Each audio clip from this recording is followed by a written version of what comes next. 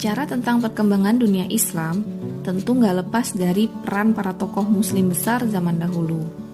Salah satu yang nggak bisa kita lupain adalah Imam Abu Hanifah. Kalian udah tahu belum siapa dia dan peran penting apa yang ia wariskan ke kita? Di episode perdana The Simple kali ini, kita bakal mengenal lebih dekat siapa Imam Abu Hanifah. So, nggak perlu lama-lama lagi, tonton video ini tanpa di-skip ya. Oh ya, jangan lupa klik tombol subscribe dan aktifkan loncengnya biar kalian gak ketinggalan episode-episode The Simple yang informatif berikutnya.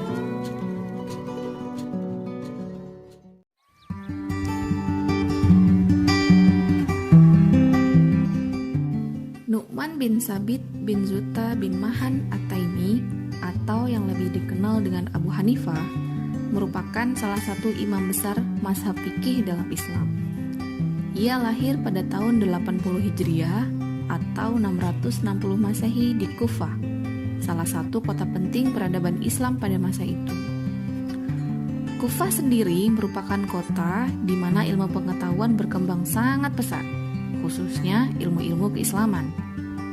Kota ini juga merupakan kota yang kosmopolitan loh, di mana banyak orang dengan berbagai kepentingan dan latar belakang, termasuk para ulama, cendekiawan, dan pemikir dari berbagai tempat berkunjung ke sana.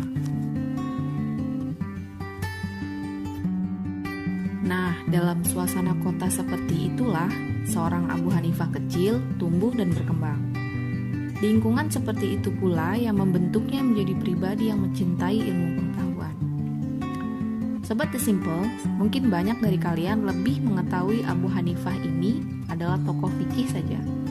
Tapi faktanya, jauh sebelum menjadi seorang imam, Abu Hanifah muda adalah seorang pengusaha yang sangat sukses. Kecakapannya dalam berniaga diturunkan dari ayahnya yang juga seorang pengusaha. Maka tak heran, ia juga pernah menjabat sebagai wakil serikat dagang pada masa itu.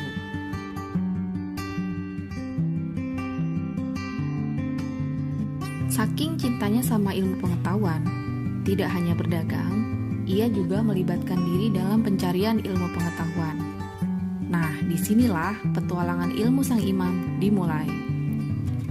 Awalnya, Abu Hanifah mencoba mempelajari sastra Arab, tetapi sastra Arab dirasa terlalu mudah baginya, sehingga ia memutuskan untuk belajar fikih.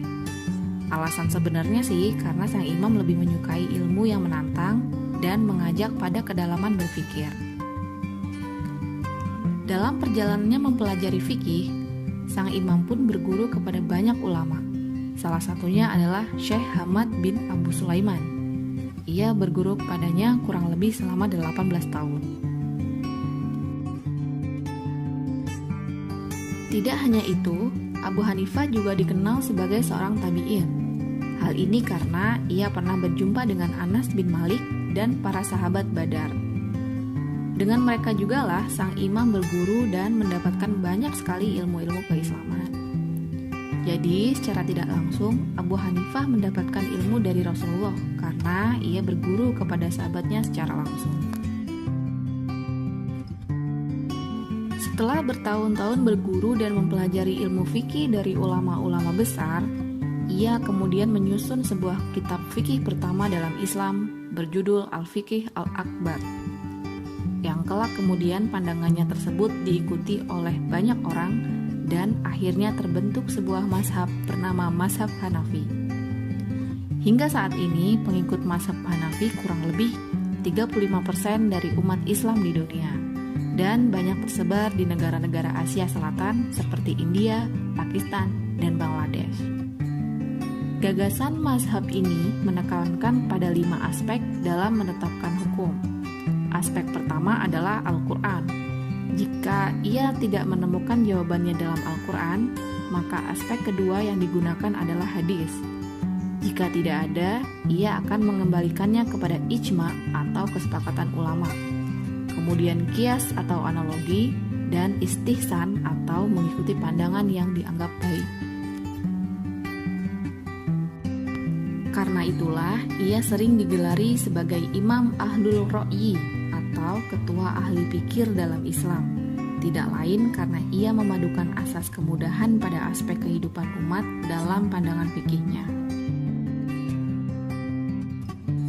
Karena kecerdasannya tersebut, ia pernah beberapa kali ditawari untuk menjadi seorang hakim di Kufah oleh penguasa pada saat itu. Namun, Abu Hanifah menolaknya.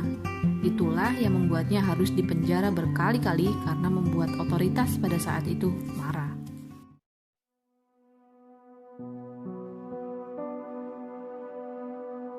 Setelah dipenjara dalam waktu yang cukup lama, Imam Abu Hanifah kemudian wafat. Ia wafat pada tahun 150 Hijriah atau 676 Masehi di tahanan dalam usia 68 tahun karena diracun. Semasa hidupnya, sang imam dikenal sangat baik oleh sahabat-sahabatnya. Pribadinya yang hangat, santun, cerdas, ramah dan dermawan membuat banyak orang merasa kehilangan. Ia disebut sebagai lambang kebaikan dan pembatas keburukan. Imam Abu Hanifah pernah berkata, roti sepotong, air segelas, dan kain selembar yang diperoleh dengan jalan halal lebih baik daripada hidup mewah yang kemudian jadi penyesalan.